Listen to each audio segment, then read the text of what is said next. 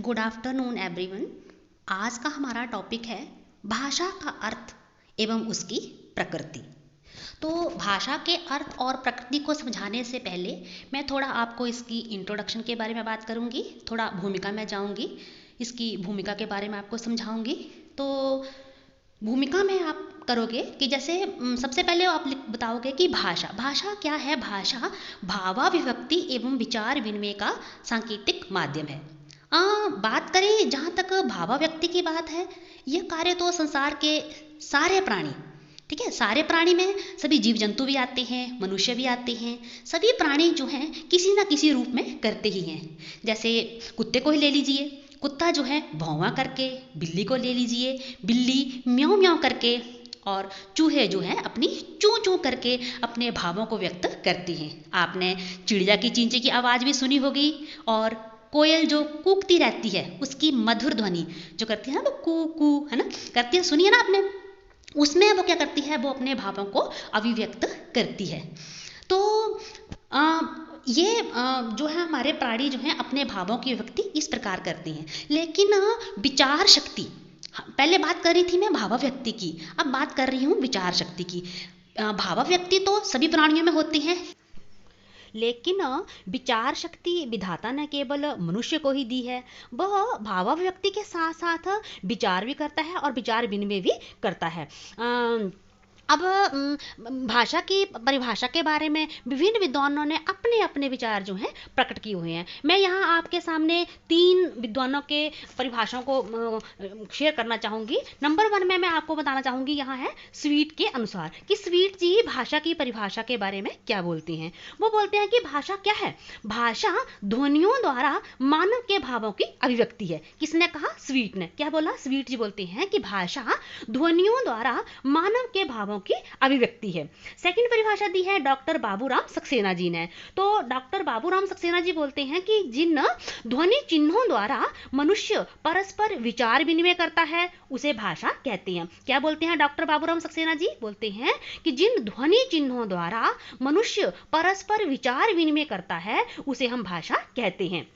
एक संस्कृत के महान कवि हैं जिन्होंने भी भाषा की परिभाषा के बारे में अपने विचार दिए हैं। वो बोलते हैं, दंडी जी बोलते हैं कि वाचा में प्रसादेन लोक यात्रा प्रवर्तते, अर्थात भाषा क्या है, वाणी के माध्यम से ही लोक व्यवहार की जिससे सिद्धि होती है। क्या बोलते हैं दंडी जी, वाचा में प्रसादेन लोक यात्रा प्रवर्तते, वाणी के माध्यम से ही लोक व्यवहार की सिद्धि होती है। स्वीट जी ने क्या बोला था, स्वीट जी बोलते थे कि भाषा ध्वनियों द्वारा मानव के भावों की अभिव्यक्ति है।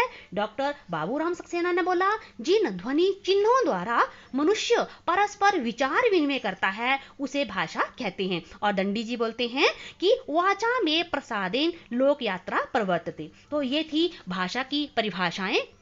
तो भाषा के कुल मिला के हम भाषा के अर्थ के बारे में जाएं तो भाषा क्या है, भाषा जो है भावाव्यक्ति का एक बहुत ही अच्छा माध्यम है, एक बहुत ही अच्छा मीडियम है, एक बहुत ही अच्छा साधन है। अर्थात भाषा जो है वह साधन है जिसके माध्यम से हम अपने विचारों का आदान प्रदान करते हैं।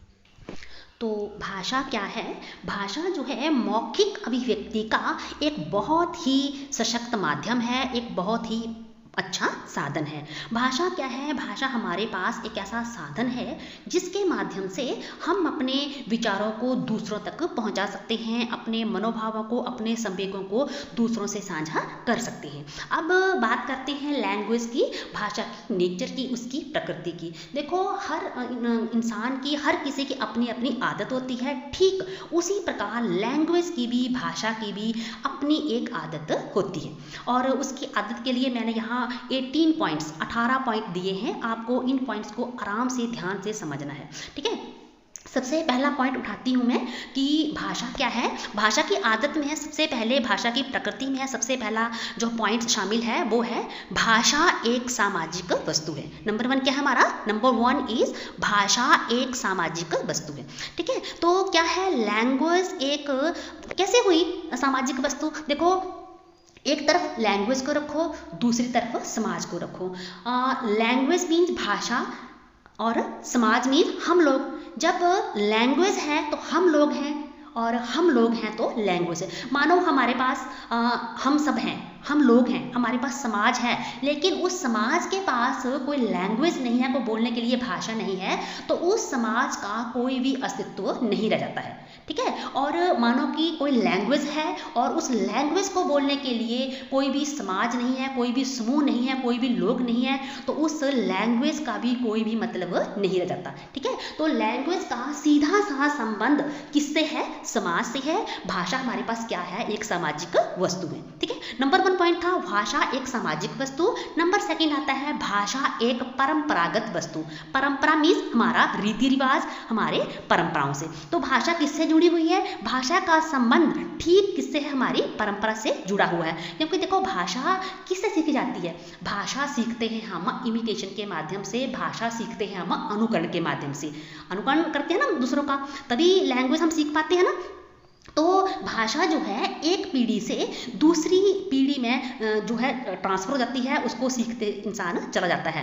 भाषा का स्थानांतरण होता है, भाषा परिवर्तनशील होती है, भाषा बदलती है, क्योंकि देखो व्यक्ति जो है भाषा को समाज द्वारा ही सीखता है, और वो अपने बड़ों का, अपने जो उसके घर में है, जो उसके पेरेंट्स हैं, चाचा नाना जो भी हैं, उनसे क्या करता है? उनके अनुकरण के आधार पर भाषा को सीखता है। तो भाषा क्या है? एक परंपरागत वस्तु है, अर्थात भाषा का सीधा संबंध हमारी परंपरा से जुड़ा हुआ है, ठीक है। मैं यहाँ उदाहरण दूंगी, एक एग्जाम्पल दूंगी आपको कि हम यहाँ हिमाचली हैं, हम पहाड़ी हैं, ठीक है। हम कितना भी आगे चले जाए, हम चाहे हिंदी सीखें, चाहे इंग्लिश सीखें, चाहे कोई और लैंग्वेज सीखें, लेकिन जब हम अपने कल्चर में आते हैं, जब हम अपने घर में आते हैं, अपने पूर्वजों से मिलते हैं, तो उनके द्वारा सीखे हुए वो पहाड़ी के शब्द हम अपने में ग्रहण कर ही लेते हैं, हम उनको सीख ही लेते हैं।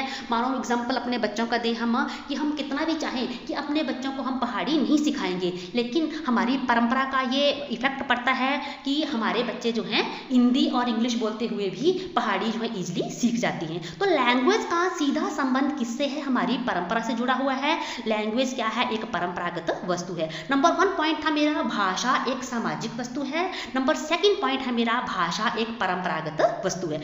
2 पॉइंट्स हो गए। नंबर 3 पॉइंट आता है भाषा जो है अनुकरण द्वारा सीखी जाती है, अर्थात भाषा को सीखने के लिए हमें क्या चाहिए? हमें सोसाइटी चाहिए, हमें समाज चाहिए। एक अकेले मानव को अगर हम किसी जंगल में छोड़ के आ जाते हैं और उसे बोलते हैं कि अब तू भाषा सीख, अब तू लैंग्वेज सीख, तो वह लैंग्वेज नहीं सीख सकता, ठीक है। क्योंकि लैंग्वेज का सीधा संबंध किससे है? सोसाइटी से है, समाज से है।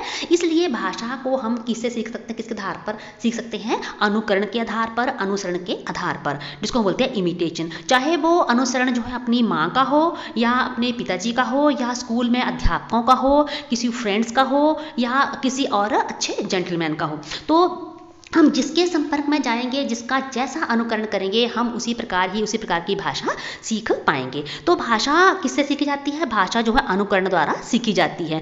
मैंने यहाँ से 3 पॉइंट्स डिस्कस किए हैं। नंबर 1 पॉइंट था मेरा भाषा एक सामाजिक वस्तु है। नंबर 2 पॉइंट था मेरा भाषा एक परंपरागत वस्तु है। और 3rd पॉइंट बोला मैंने अभी, भाषा अनुकरण द्वारा सीखी जाती है।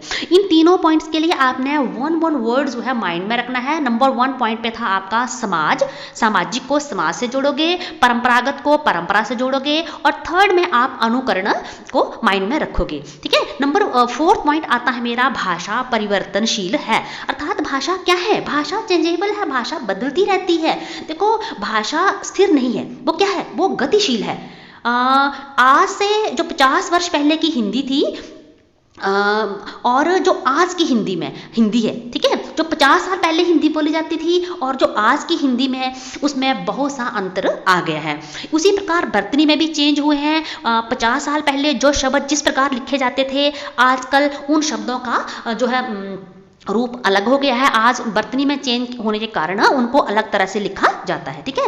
तो भाषा क्या है? टाइम टू टाइम लैंग्वेज भी बदलती रहती है, भाषा जो है बदलती रहती है। भाषा का जो स्वरूप पहले था वो स्वरूप अब नहीं है, ठीक है। नेक्स्ट है भाषा का कोई भी अंतिम स्वरूप नहीं है। इसमें क्या है कि देखो लैंग्वेज जो है हम कभी भी किसी भी टाइम किसी भी स्थान पे बैठ के सीख सकते हैं। ऐसा नहीं है कि लैंग्वेज हम मानो कि हम बोले कि अब एज हो गई है, अब हम लैंग्वेज नहीं सीख सकते, नहीं, ऐसा नहीं है। भाषा का कोई भी अंतिम रूप नहीं है, ठीक है। हम जन्म से लेकर मृत्यु तक किसी भी लैंग्वेज को किसी भी टाइम किसी भी समय कर सीख सकते हैं। मैंने आपको यहाँ 5 पॉइंट बनाए हैं। नंबर 1 पॉइंट था मेरा, भाषा एक सामाजिक वस्तु है। सेकंड पॉइंट था, भाषा एक परंपरागत वस्तु है।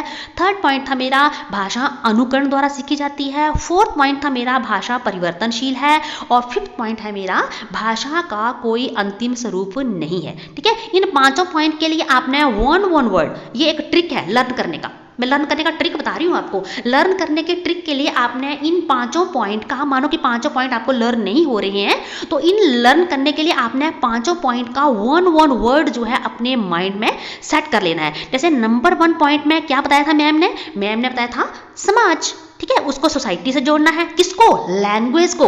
आपने एक तरफ लैंग्वेज रखनी है, दूसरी तरफ आपने सोसाइटी रखनी है। ठीक है, सेकंड पॉइंट वो मैम ने किससे जोड़ा था? परंपरा से जोड़ा था। आपने एक तरफ लैंग्वेज रखनी है, सेकंड तरफ आपने अपनी ये कल्चर रखना है, परंपरा रखनी है। थर्ड पॉइंट में किससे जोड़ना है? आपने अनुकरण से। तो एक तरफ लैंग्वेज रखनी है, दूसरी तरफ आपने अनुकरण रखना है। ठीक है, फोर्थ पॉइंट में आपने परिवर्तन माइंड में रखना है। और फिफ्थ पॉइंट में आपने माइंड में रखना है कि भाषा का कोई अंतिम, तो आपने वन वर्ड माइंड में रखना है, अंतिम स्वरूप। अर्थात भाषा का कोई भी अंतिम रूप नहीं होता है। भाषा जो है टाइम टू टाइम चेंज होती रहती है, बदलती रहती है, क्योंकि लैंग्वेज क्या है, भाषा क्या है, वो गतिशील है, वो परिवर्तनशील है। ठीक है, वन वर्ड समाज, सेकंड परंपरा, थर्ड अनुकरण, फोर्थ परिवर्तनशील और फिफ्थ आपने अंतिम स्वरूप। इस प्रकार अभी हमने लैंग्वेज की नेचर के, भाषा की प्रकृति के 5 पॉइंट जो है आपके सामने अभी मैंने रखे हैं, वो आपने अभी अपने माइंड में रख लेने हैं। ठीक है, 6 नंबर पे आता है आपका, भाषा का संबंध मानव जीवन से है। देखो, मैं आपको पहले ही बता चुकी हूं, लैंग्वेज किससे संबंधित है? नेक्स्ट पॉइंट है मेरा, भाषा अर्जित संपत्ति है, ना कि पैतृक। देखो, लैंग्वेज जो है हमें अर्न करनी पड़ती है, ये हमें बाप दादाओं से हमें पैतृक संपत्ति के रूप में कभी भी नहीं मिलती है। मानो कि माँ बाप के पास बहुत सारी धन संपत्ति है, पैसा है, वो तो बच्चों को मिल जाता है। लेकिन मानो कि एक कोई फादर है, बहुत ही उसकी लैंग्वेज अच्छी पकड़ है, वो इंग्लिश अच्छी बोलती है, तो ऐसा नहीं है कि वो अपने बच्चे में ट्रांसफर हो जाएगी, ऐसा अपने आप नहीं होगी। उस बच्चे को लैंग्वेज क्या करनी पड़ेगी? पहले वो अर्न करनी पड़ेगी। ठीक है, नेक्स्ट पॉइंट है मेरा, भाषा और विचार का अटूट संबंध। नेक्स्ट है, मनुष्य एक से अधिक भाषाएं सीख सकता है। देखो, भाषा और विचार का दोनों आपस में, ये बात हम पहले भी कर चुके हैं, जैसे भाषा का संबंध मानव जीवन से है, वैसे ही भाषा और विचार का भी आपसी गहरा रिश्ता है।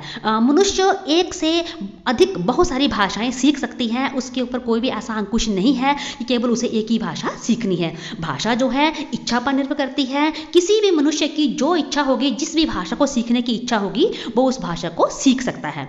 भाषा में क्या होता है? भाषा में द्वैतता का गुण होता है। द्वैतता मीन्स भाषा के 2 स्तर होते हैं, एक भाषा का सार्थक रूप होता है, एक उसका निरर्थक रूप होता है। तो भाषा में कौन सा गुण होता है? द्वैतता का गुण होता है। सार्थक मीन जिसका कोई अर्थ हो, निरर्थक मीन कोई अर्थ ना हो।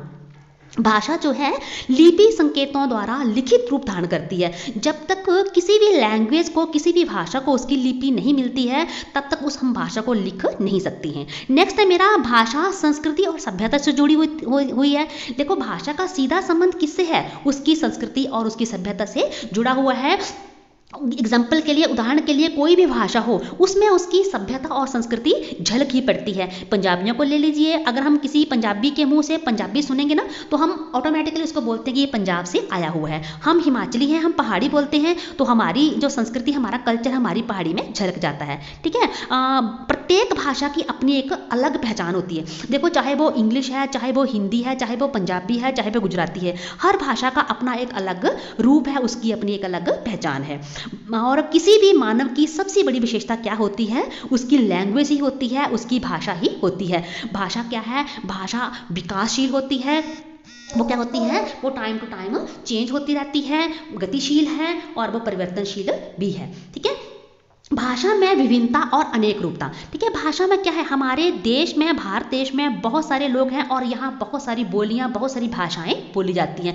लेकिन इन सब भाषाओं के बावजूद भी हम सब भारतवासी एक हैं। क्या है? हम में एक रूपता देखने को मिलती है। ठीक है, तो ये थी लैंग्वेज की नेचर, भाषा की प्रकृति, जिसमें मैंने आपको 18 पॉइंट्स गिनवाए हैं। सबसे पहला पॉइंट था भाषा सामाजिक वस्तु है। सेकंड पॉइंट मेरा भाषा परंपरागत वस्तु है। नेक्स्ट भाषा अनुकरण द्वारा सीखी जाती है। नेक्स्ट भाषा परिवर्तनशील है और भाषा का कोई अंतिम रूप नहीं है। भाषा का संबंध मानव जीवन से है। भाषा अर्जित संपत्ति है, ना कि पैतृक। भाषा और विचार का अटूट संबंध है। मनुष्य एक से अधिक अनेक भाषाएं सीख सकता है। भाषा इच्छा पर निर्भर करती है। भाषा में द्वैता का गुण होता है। भाषा लिपि संकेतों द्वारा लिखित रूप धारण करती है। भाषा संस्कृति और सभ्यता से जुड़ी होती है। प्रत्येक भाषा की अपनी एक अलग पहचान होती है। भाषा एक व्यवस्था है। भाषा मानव जीवन की विशेषता है और भाषा क्या है, विकासशील होती है। भाषा में विभिन्नता होते हुए भी क्या पाई जाती है, उसमें एक रूपता पाई जाती है। ठीक है, तो ये थी लैंग्वेज की नेचर, लैंग्वेज की अपनी आदत, उसकी एक प्रकृति।